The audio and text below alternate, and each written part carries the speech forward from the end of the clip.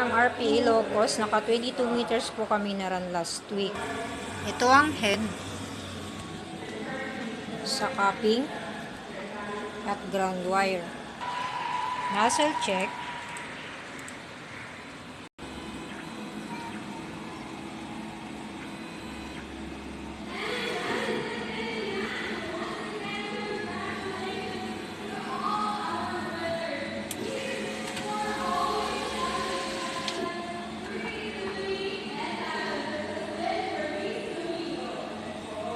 ABR naka 250 volts. Waste tank, last disposal nung July pa po. Yung tank area namin, maayos naman po ang aming oven. Dito naman po yung used ink namin, maayos po siya. Unused ink po sa baba, powder, at DTF film.